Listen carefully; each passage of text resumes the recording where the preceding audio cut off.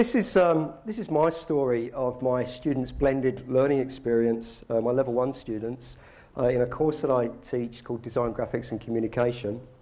And it's a blended learning experience because it involves a number of ingredients.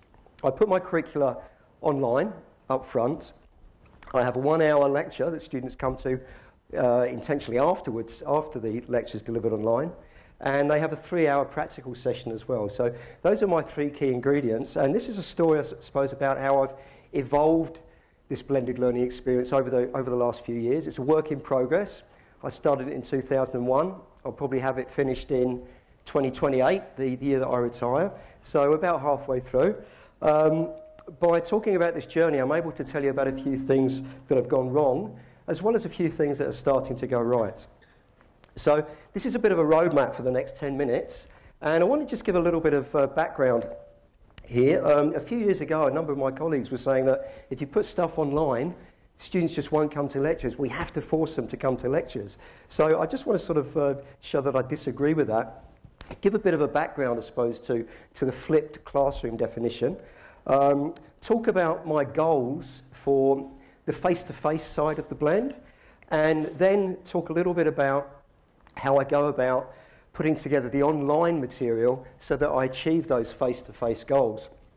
And in doing so, I'll be showing you the wrong way to do it and a better way to do it, and then wrap up with a bit of a conclusion. Now, as I say, there was this hypothesis that if you start putting stuff online, then there's a direct correlation with people not attending or students not attending lectures.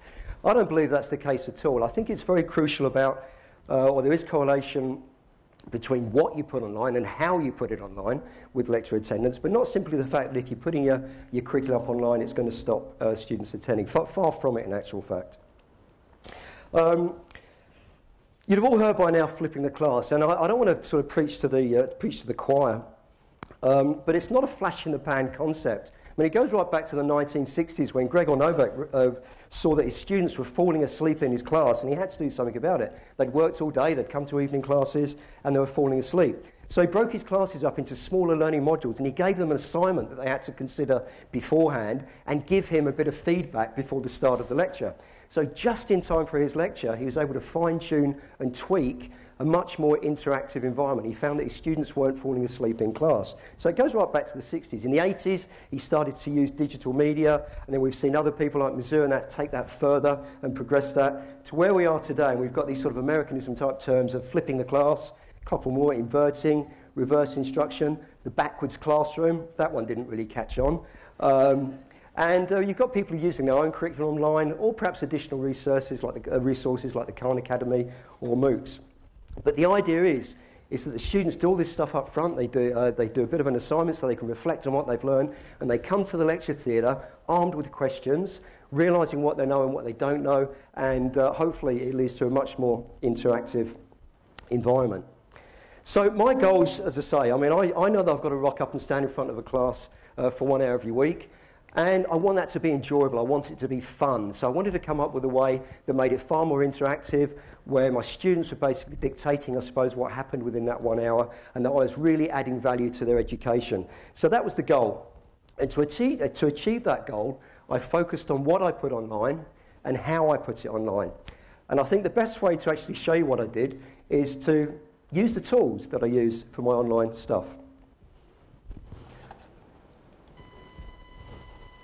I thought the best way that I could show you how I actually use online tools to make the presentation somewhat more interesting than simple recorded PowerPoint presentation would be to actually incorporate those same techniques into this presentation. I've used a product here called Articulate, but you can also use Camtasia, Adobe Presenter for similar sort of results, which all take existing PowerPoint presentations and add some gimmicks and some gadgets, I suppose, just to make them a little bit more interesting from the student's perspective. There's a couple of interesting features that we can use with this sort of software. Obviously, one of the things, as you can see here, we can use a picture-in-picture format to help the narration. The other things that we can do as well is that we can highlight certain things on the slide to draw the student's attention directly to them. The The other useful aspect of using embedded video in these sorts of presentations is that you can clearly show the students how to do things via demonstration. In my case here, I'm showing students the principles of isometric projection and working with pens, but of course this could be anything. It could be showing students how to use a bit of software or anything pertinent to your particular field.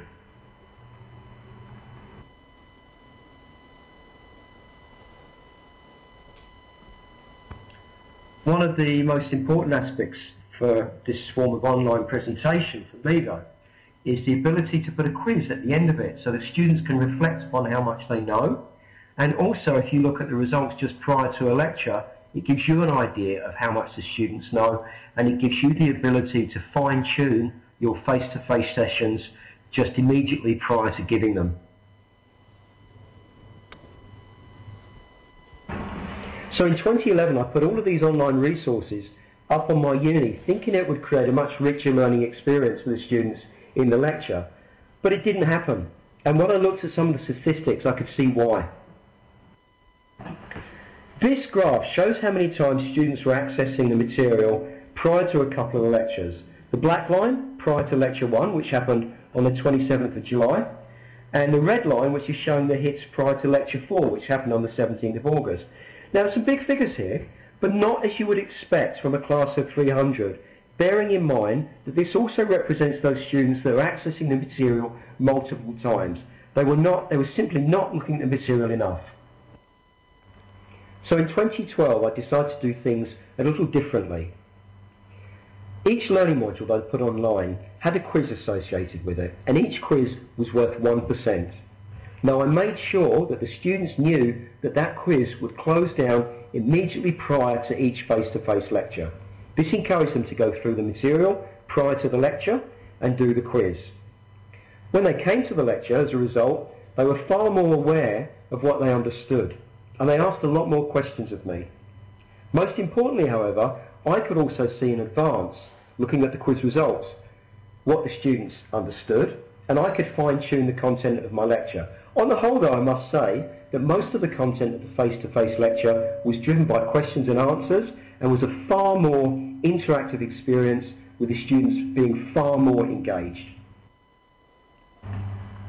So this graph here shows how students were accessing the material prior to the lecture in 2012, and you can see that the numbers have significantly improved, with far more hits prior to the pertinent lecture.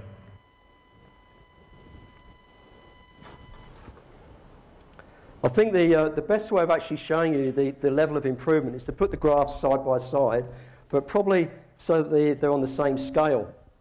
And you can see that by just putting that carrot there, the quiz, very low scoring quiz, 1%, that students were going on, looking at the online material, doing a quiz prior to the face-to-face lecture. So there was a dramatic improvement of use of the online material. In terms of lecture attendance, I can honestly say it didn't affect it one little bit. Lectures attendance certainly didn't diminish. But there was a couple of obvious things that I did notice between when I was just shoveling all the content online and when I was taking a more strategic approach to it, is that the classes became far more enjoyable. When I said, has anyone got a question, people were starting to join in. You wasn't just sitting there with sort of big pregnant silences that you had to sort of fill in. It was fun. Students were asking me questions. I was just armed with a pad of paper and a pen, and I was able just to do things on the fly. It was very, very liberating. The other thing I noticed as well, that when students were asking questions, it was quite obvious that there was a bit of background to their knowledge. They'd thought things through before they had actually raised their hand and asked a question. Some of the feedback I got about the online resources, the online lectures and demonstrations were helpful. I wish more did this.